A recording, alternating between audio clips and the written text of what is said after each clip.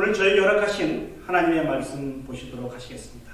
하나님 말씀 구약성경 느헤미야 1장 1절에서 7절 말씀을 보시도록 하시겠습니다.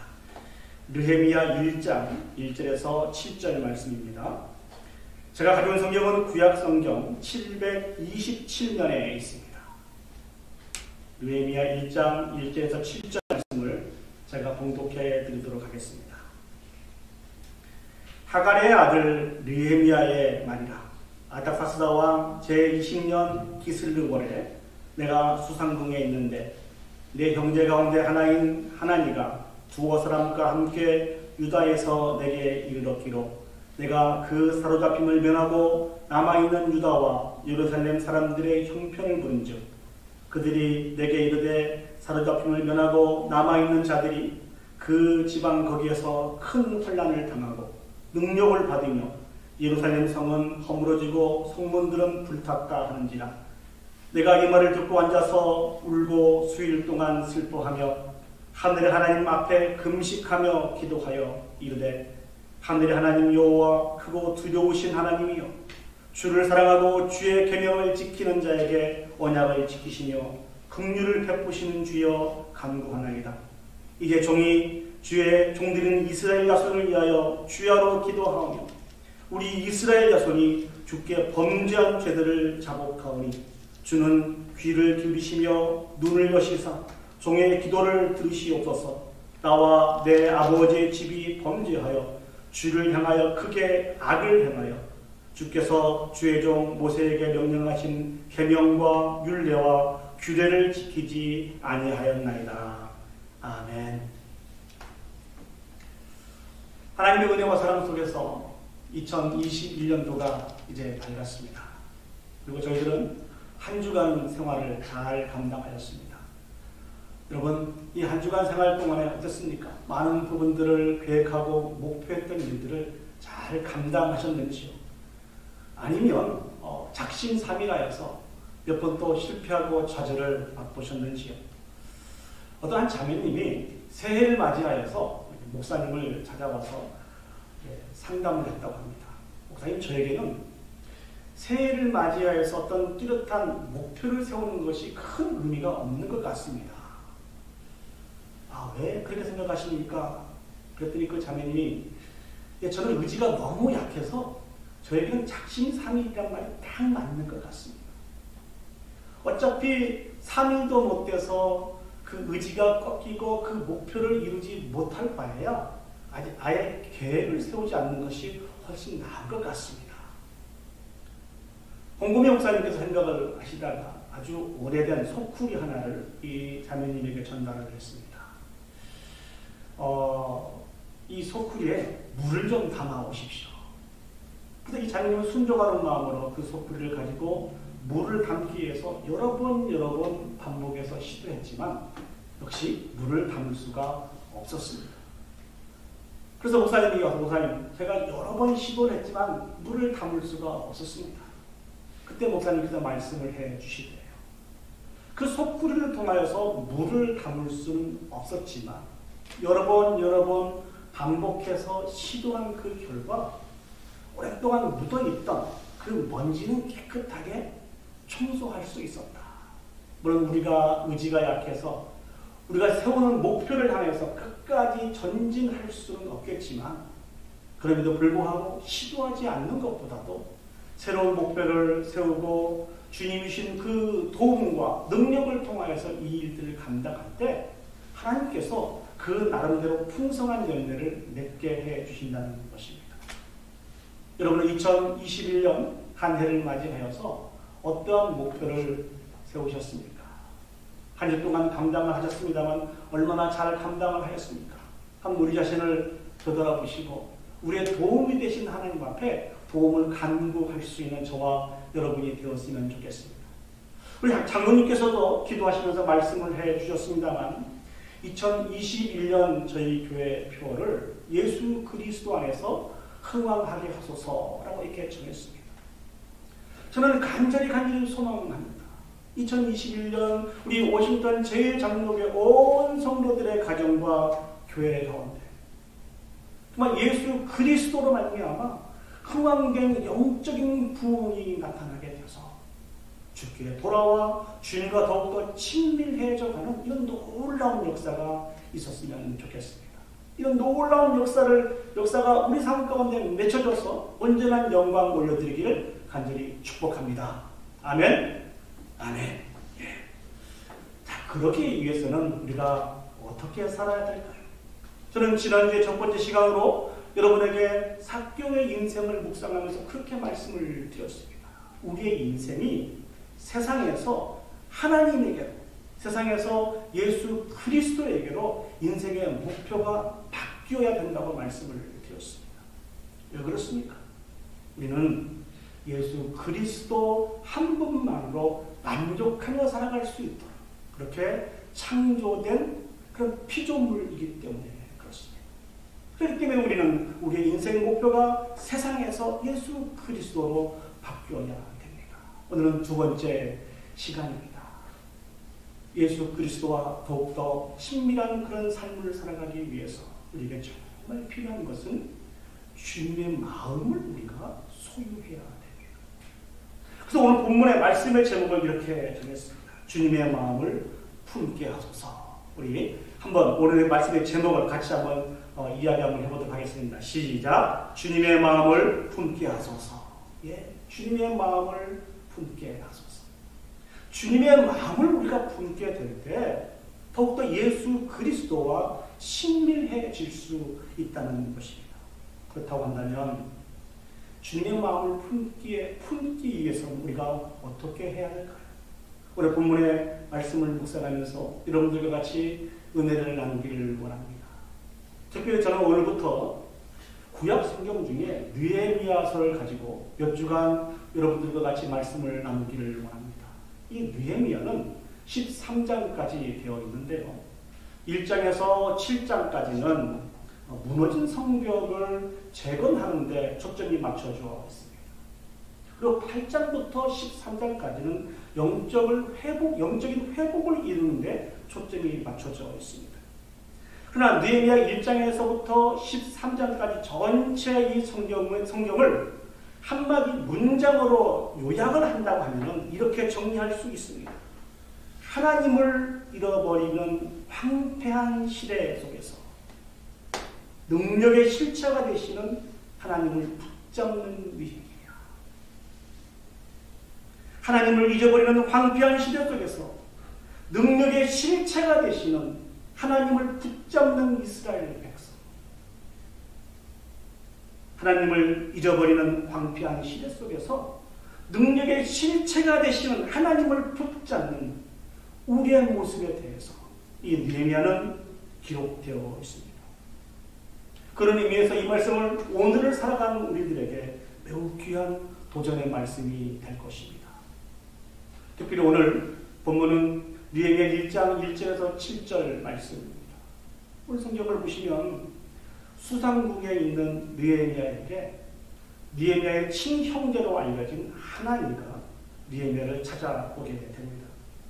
참고로 이스라엘 백성들은 바벨론으로 포로로 잡혀간 이후에 70년이라고 하는 시간을 그 속에서 포로 생활을 감당하다가 하나님의 전적인 은혜와 사랑을 통하여서 BC 537년에 스룹바벨을 통해서 1차 포로에서 귀환하게 됩니다.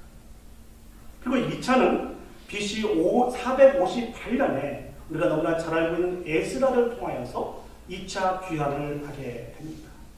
오늘 본문에 등장하고 있는 이 하나님은 바로 이 2차 귀환 때 에스라와 함께 바로 그 유다 땅으로 돌아간 그런 사람이었습니다. 그런 하나님가 수상국으로 다시 돌아오게 되었어요.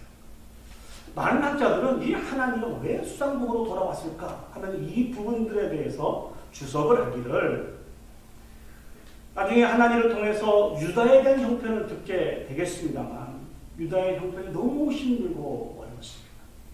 그 도움을 구하기 위해서 많은 어려움을 무릅쓰고 느헤미야에게 유다의 소식을 전하기 위해서 수상궁에 하나니가 돌아왔다라고 이렇게 주석을 하곤 합니다.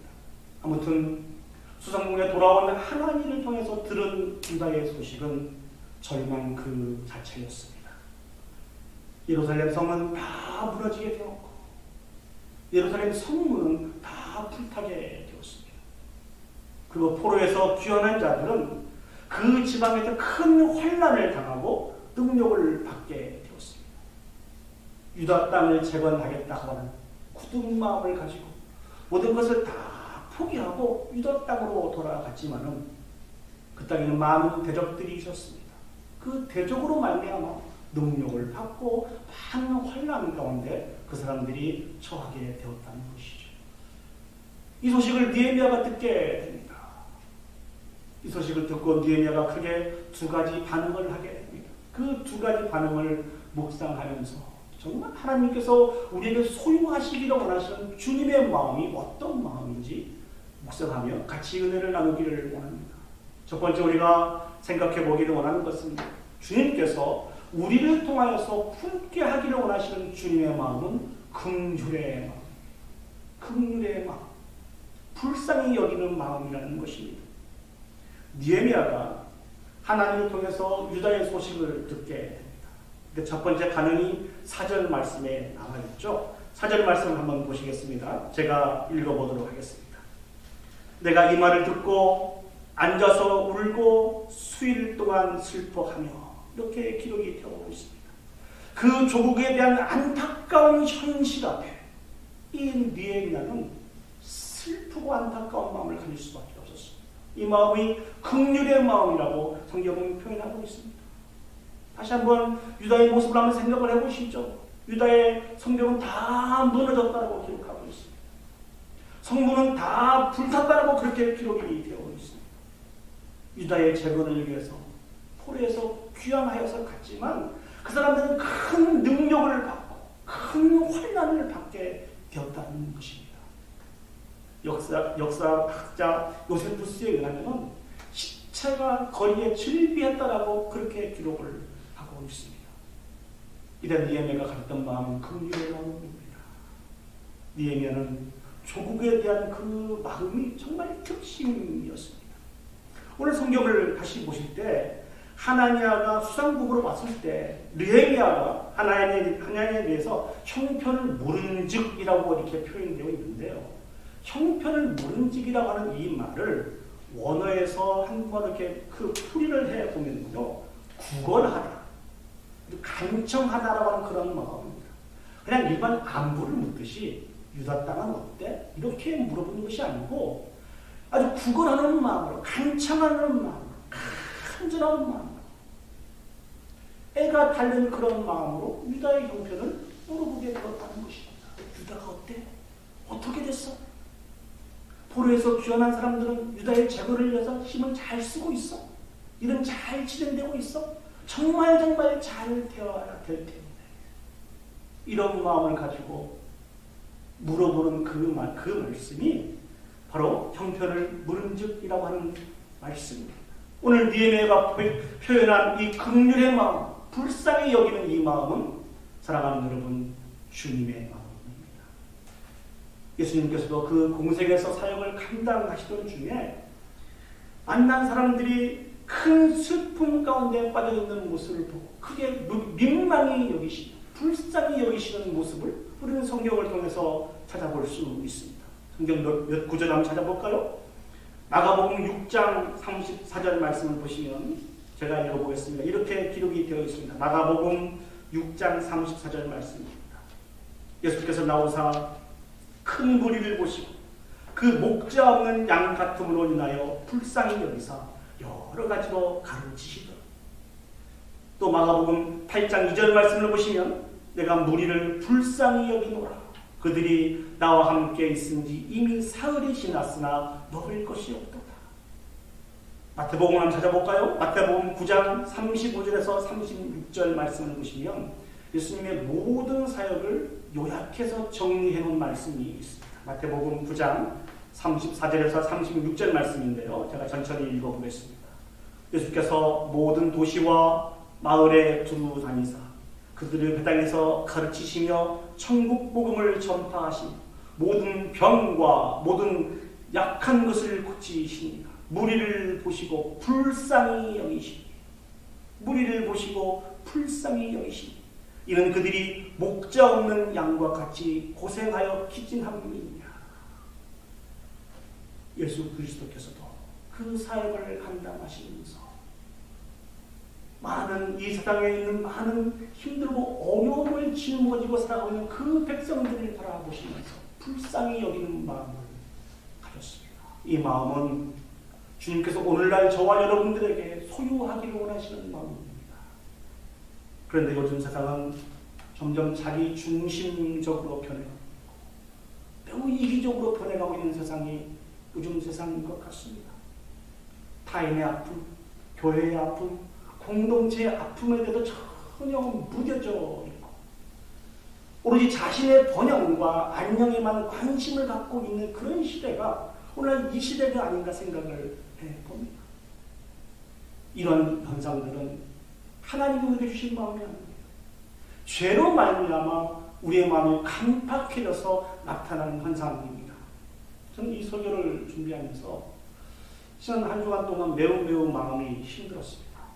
왜냐하면 한국에서 들려온 한 뉴스 때문에 그렇습니다.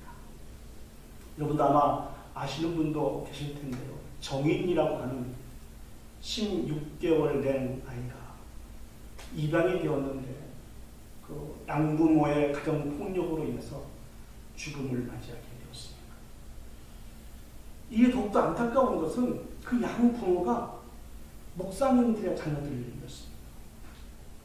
뿐만 아니라 기독교 정신으로 세워진 한국의 유명한 그 대학 출신들이었습니다. 부모님도 그들이 공부했던 학교도 그들이 졸업하고 난 이후에 그 섬기고 있는 직장도 다 하나님과 연관되어 있는 그런 직장에 소속되어 있는 사람들이었습니다. 그런데 보도된 내용을 통해서 본 그 학대의 모습을 바라볼 때 어떻게 이럴 수 있단 말인가라는 생각을 하게 되었습니다. 예수님을 믿지 않는 사람들도 이런 일들을 하지 않는데 어떻게 예수님을 믿는다고 하는 사람들이 이런 강팍해진 마음을 가지고 이런 일들을 행할 수 있단 말인가? 왜 그런 결과가 나타나게 되었을까요? 주님의 마음을 상실했기 때문에 그렇습니다. 지난주에 우리는 삭개오를 통해서 주님의 마음에 대해서 한번 생각을 해보았습니다. 삭개오가 예수님을 만나기 전에는 사람들을 어떻게 대했습니까? 모든 사람들이 착취의 대상이었어요. 자기의 목표를 이루어가는데 이용할 수 있는 그 대상이 사람들이었습니다. 그래서 수단과 방법을 다하여서 돈을 다 긁어 모아서 자기의 목표를 이루었던 사람이 삭개오였다는 것이죠. 그런 삭개오가 예수님을 만난 이후에 어떤 반응으로 나타났습니까? 자기의 재산을 팔아서 가난한 자들에게 나눠줬다는 거예요. 사람을 바라보는 시각과 사람을 바라보는 그 마음이 바뀌었다는 것입니다. 긍휼히 여기는 마음, 불쌍히 여기는 마음. 이 마음이 주님이 진실로 우리에게 소유하기를 원하는 마음이라는 것입니다. 그러나 여러분, 이스라엘의 역사상 북이스라엘은 아수르에 의해서 멸망을 당하고 남유다는 바벨론에 의해서 멸망을 당했습니다. 이게 세계사입니다. 세상의 눈으로 바라보는 세계사라는 것이죠.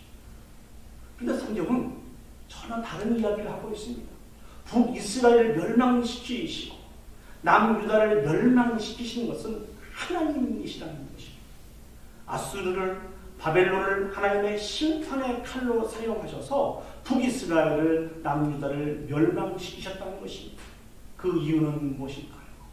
오늘 느헤미야가 하나님 앞에 올려드린 그 기도의 내용대로 하나님의 말씀과 율법과 규례를 지키지 않고 우상을 섬김으로 말미암아 하나님이 그들을 멸망시켰다고 말씀하고 있습니다. 그런데 사랑하는 여러분, 많은 학자들은 이스라엘 백성들이 멸망을 당한 그 모습을 두 가지의 모습으로 소개하고 있습니다. 그 첫 번째는 국가적으로 지은 죄, 두 번째는 개인적으로 지은 죄. 그래서 개인적으로 지은 죄에 대해서 한 4가지 정도로 설명을 하고 있는데요. 그 첫 번째는 이사야 3장 16절에서 23절 말씀을 통하여서 온갖 보석으로 치장하며 자신을 과시한 죄라는 것이죠.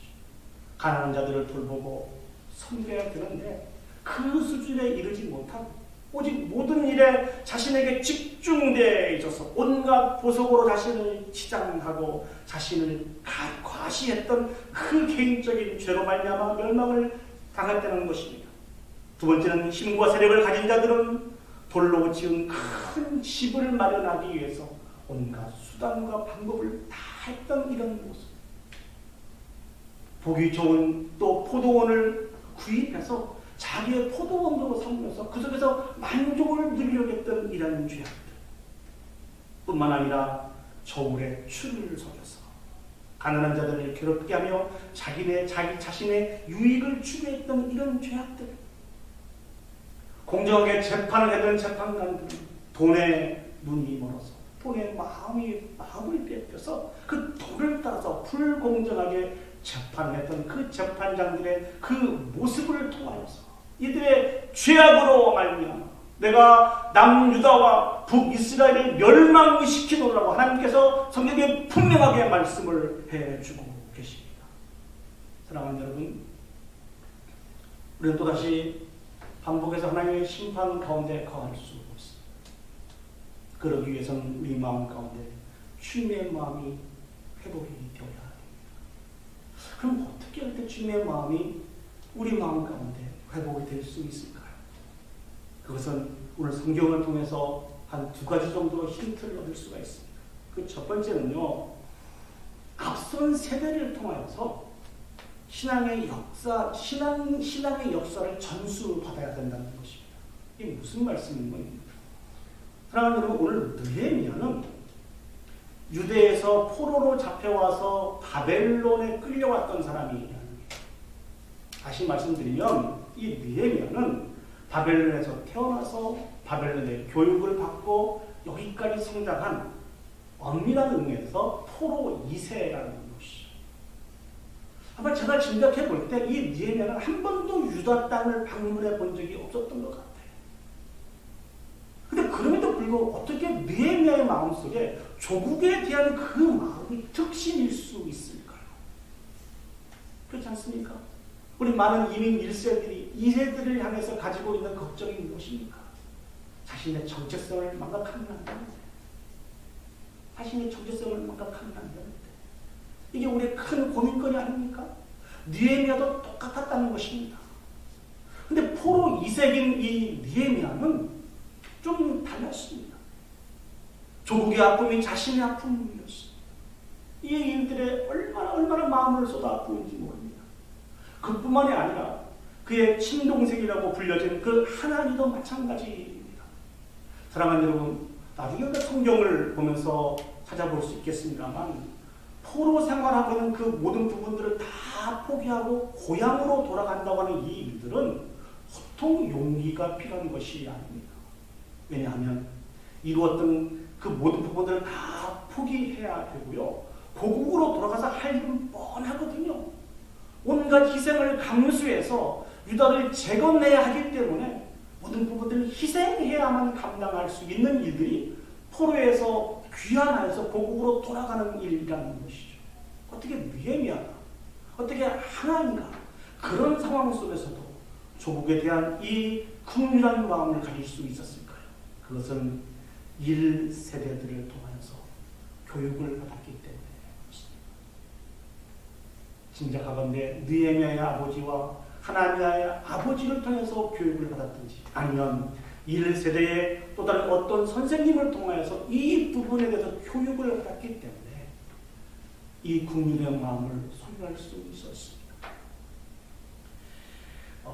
광원산업이라고 하는 그런 기업에 이수영 회장님이라고 하는 분이 계십니다.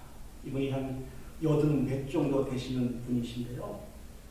이분이 평생 모았던 766억이라고 하는 이 큰 돈을 한국에 있는 카이스트 대학에 기부를 했습니다. 기자가 물어봤습니다. 아니 회장님 어떻게 기부할 수 있었어요? 그랬더니 그 회장님 뭐라고 말씀하고 계시는 분이 어느 날 TV를 보고 있는데 그 서남표 카이스트 전 총장이 이런 이야기를 하더래요. 우리나라에는 과학자가 절대적으로 필요합니다. 과학 발전과 국력은 밀접하게 연결이 되어 있습니다. 라고 이런 이야기를 하면서 이 회장님 마음이 뜨거워지더래요. 그래서 이렇게 말씀하여서 나는 과학은 모릅니다. 그렇지만 과학의 힘이 얼마나 큰 줄은 압니다. 한국의 미래를 이끌어갈 과학기술 인재를 키워주시기 바랍니다. 바라는 것은 그것뿐입니다. 그래서 여기에 한마디 더 붙이셨어요. 자기는 일제시대 강점기에 자라나서 일본의 만행과 나라 없는 슬픔을 아는 사람입니다. 그렇기 때문에 나라의 힘을 키워야 됩니다. 풍력을 키워야 됩니다. 그러기 위해서는 사람을 키워야 되고 과학이 발전해야 됩니다. 궁극적으로 제가 이렇게 한 것은 저희 어머니를 통해서 배웠기 때문에 그렇습니다. 그래서 어머니 이야기를 하는데요. 아주 힘들고 못 산 그 시절 수없이 많은 사람들이 배를 이렇게 굶고 있을 때 큰 솥에다가 야채를 쓸어 넣으시고 쌀도 집어넣을 만큼 집어넣으시고 된장을 부으셔서 이렇게 죽을 만드셨다고 합니다. 그래서 굶고 있는 많은 사람들에게 이게 퍼주는 일들을 계속해서 감당을 했대요. 그 어머니의 모습을 보면서 나라 사랑이 무엇인지 또 백성을 위한 일들이 어떤 일들인지를 보고 듣고 배웠다는 것입니다. 제가 궁금했습니다. 이분이 크리스찬이었으면 좋겠다. 종교난을 이렇게 열어보니까 종교는 표시가 되어 있지 않았습니다. 사랑하는 여러분, 1세대를 통하여서 이 귀한 사실들을 배움을 받아야 됩니다. 가르침을 받아야 됩니다. 그리고 우리 1세대들은 가르쳐야 됩니다. 그런 의미에서 여러분에게 도전을 드리고 싶습니다. 우리 워싱턴 제1장로교회 미래를 심기 위해서 우리 교회 학교에 사랑하는 여러분 관심을 가져주셨으면 좋겠습니다.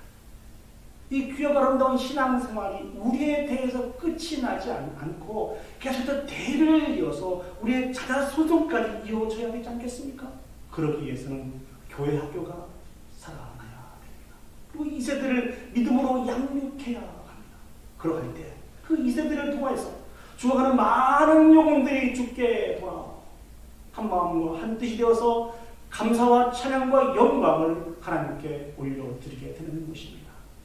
이것이 우리 1세대들의 남아있는 마지막 사명인 것을 기억하시고 기도할 때마다 이 기도를 빠뜨리지 마시고 아니요, 제일 먼저 이 기도를 하나님 앞에 올려드릴 수 있는 저와 여러분들이 되었으면 좋겠습니다. 그래서 신앙의 역사를 확실하게 전수할 수 있는 그런 저와 여러분들이 되었으면 좋겠습니다. 두 번째, 이 긍휼의 마음, 불쌍히 여기는 이 마음을 우리가 소유하기 위해서는 하나님의 도우심이 필요합니다. 사모한 마음을 가지고 주님의 그 귀한 마음, 영혼을 사랑하는 그 안타까운 그 마음을 우리에게 허락하여 주시옵소서. 우리에게 허락하여 주십시오. 사모한 마음을 가지고 기도하며 간구하는 저와 여러분들이 되었으면 좋겠습니다. 오늘 느헤미야가 그 귀한 마음을 가지고 이 사명을 감당하기 위해서 하나님 앞에 나아갈 때 더욱더 느헤미야를 하나님께서 준비시켜 주시고 그 비전을 더욱더 구체화시켜 주셔서 느헤미야를 통해서 크고 놀라운 역사를 펼쳐갔던 것을 우리가 확인해 볼 수 있습니다. 이 기도 제목은 저와 저희 가정의 가장 중요한 기도 제목입니다. 기도할 때마다 단 한 번도 빠뜨리지 않고 올려드리는 기도 제목입니다. 하나님, 우리 마음 가운데 영혼을 사랑하는 이 귀한 마음을 허락하여 주옵소서. 이 귀한 마음을 허락하여 주옵소서. 기도하고 있습니다. 그 사랑하는 성도 여러분, 저와 저희 가정을 위해서 기도해 주실 때 이 귀한 마음이 식어지지 않도록 위해서 기도해 주셨으면 좋겠습니다. 아울러 우리 성도님들에게도 이 영혼을 사랑하는 이 귀한 마음을 소유하기 위해 저희들이 기도하겠습니다. 이 귀한 마음이 우리에게 있어야 함께 치워져 가기를 원하는 사랑하는 동역자들과 협력할 수 있고 예수 그리스도를 알지 못하고 죽어가는 그 심령들에게 안타까운 마음을 가지고 손을 내밀어서 구원으로 초대할 수 있기 때문에 그렇습니다. 이 사람을 향한 긍휼의 마음을 가져야 됩니다. 특별히 타인을 향한 긍휼의 마음을 가져야 됩니다. 그리고 교회에 대한 긍휼의 마음, 나라와 민족에 대한 긍휼의 마음을 가져야 합니다. 우리가 이 긍휼의 마음을 소유하고 회복하게 될 때 하나님과 우리가 더욱더 친밀해질 수 있고 하나님은 우리를 통해서 이 시대를 향하신 하나님의 구원의 역사를 진행시켜 나가실 것입니다. 두 번째로 우리가 소유해야 되는 마음이 있습니다. 그것은 하나님 앞에 믿음으로 나오는 간절함이 회복이 되어야 됩니다. 오늘 느헤미야가 유대의 안타까운 현실의 소식을 듣고 취한 두 번째 모습은 하나님 앞에 기도하는 모습입니다. 오늘 본문 말씀을 같이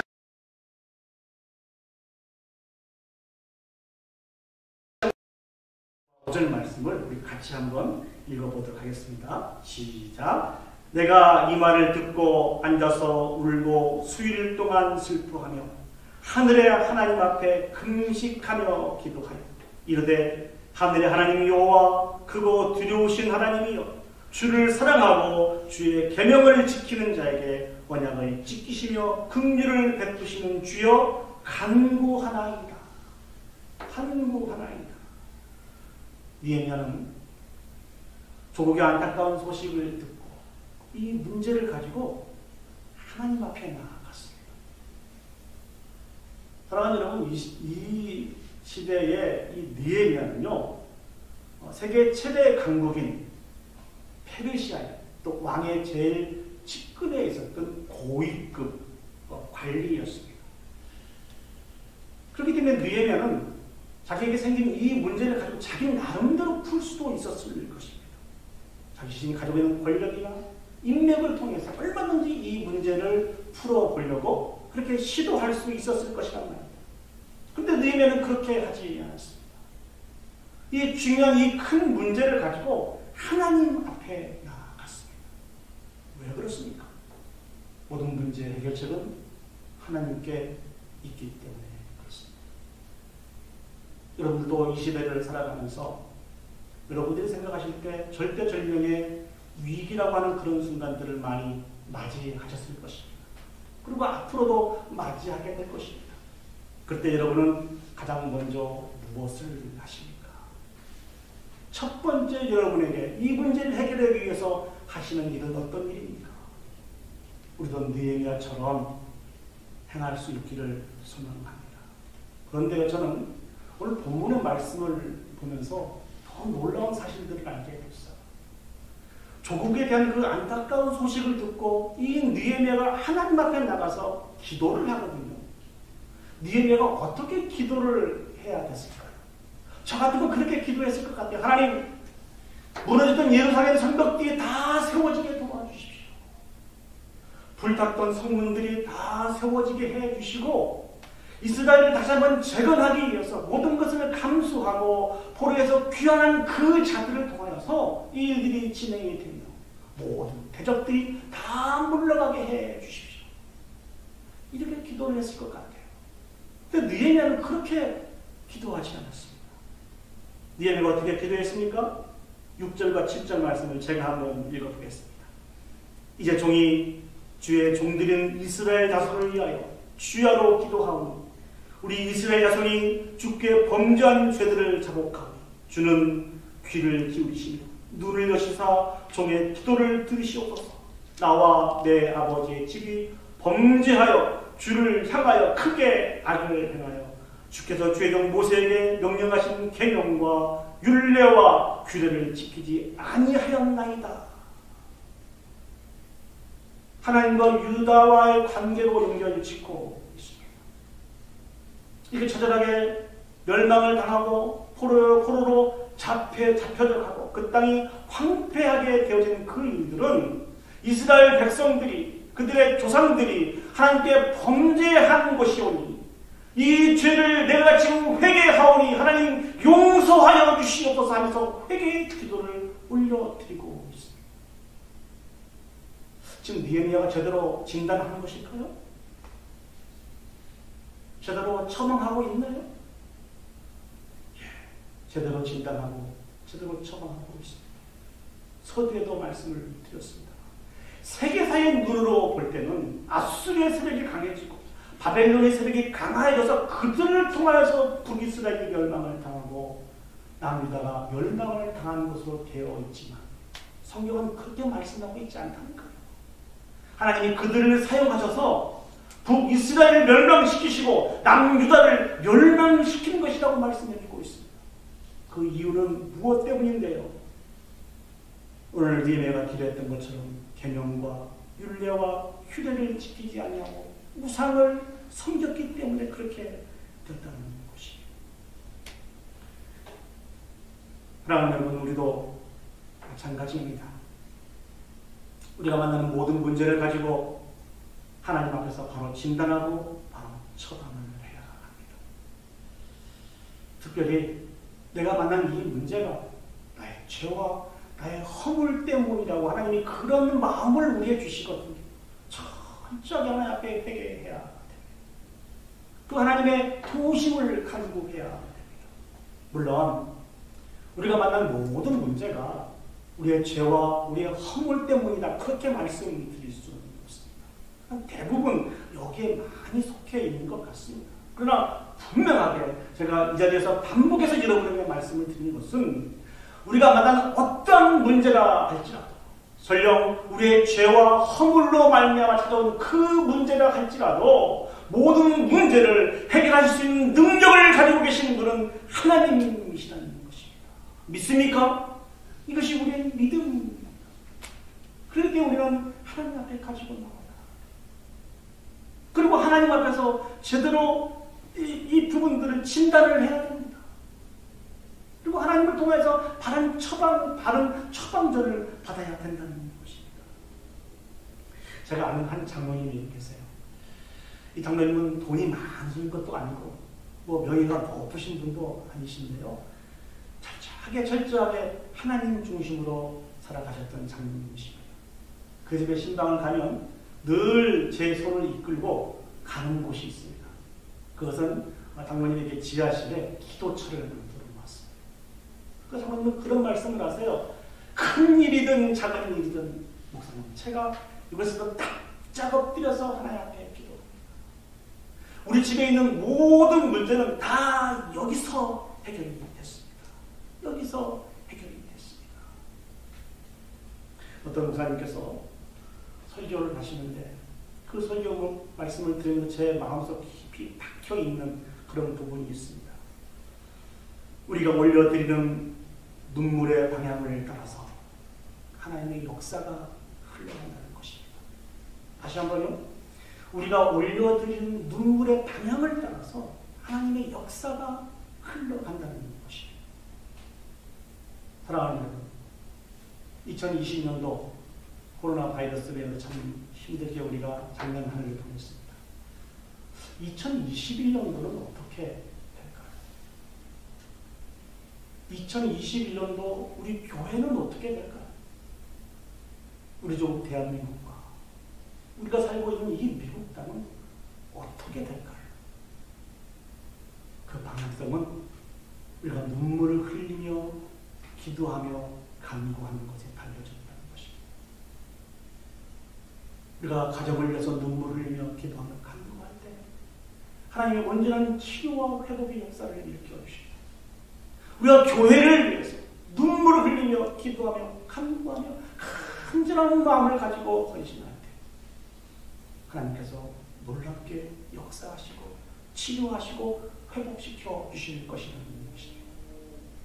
이 마음이 주님이 우리에게 주신 마음입니다. 오늘 본문은 오늘 설교하면서 제가 간절함이라고 표현을 했습니다. 저는 사모함이란 마음, 이 말씀도 같은 맥락이라고 생각합니다. 하나님을 향한 그 사모함을 가지고 니에미아가 그랬던 것처럼 많은 신학의 선배가 그랬던 것처럼 우리는 주님 앞에 나와야 됩니다. 그러고 할 때 하나님이 주신 진정한 회복의 역사를 맛보게 될 것입니다. 모든 부분들의 승리하여서 참다운 영광을 하나님 앞에 올려드릴 수 있게 되는 줄 믿습니다. 말씀을 정리하도록 하겠습니다. 하나님은 우리가 정말 친밀해지기를 원하시는 우리 하나님이십니다. 오늘 말씀을 통하여서 정말 우리 마음속에 주님이 주신 그 마음, 큰 일의 마음을 소유하기를 원하시는 분이 하나님이십니다. 또 하나님에 대한 사모함을 가지고 간절함을 가지고 믿음으로 하나님 앞에 나오기를 원하는 이 마음을 가지고 계시는 분이 하나님이십니다. 이 귀한 마음을 가지고 주님을 상대하며 주 앞에 나갈 수 있는 저와 여러분들이 되었으면 좋겠습니다. 그렇게 할 때 우리가 통로가 되어서 진정한 치료와 회복의 역사가 일어나게 될 것이고 주님과 더욱더 흥왕하여서 친밀해져가는 놀라운 역사가 나타나게 될 줄 믿습니다. 이 귀한 마음을 소유하여서 하나님 앞에 영광을 올려드릴 수 있는 우리 워싱턴 제1장로교회 온 성도들이 되기를 간절히 축복합니다.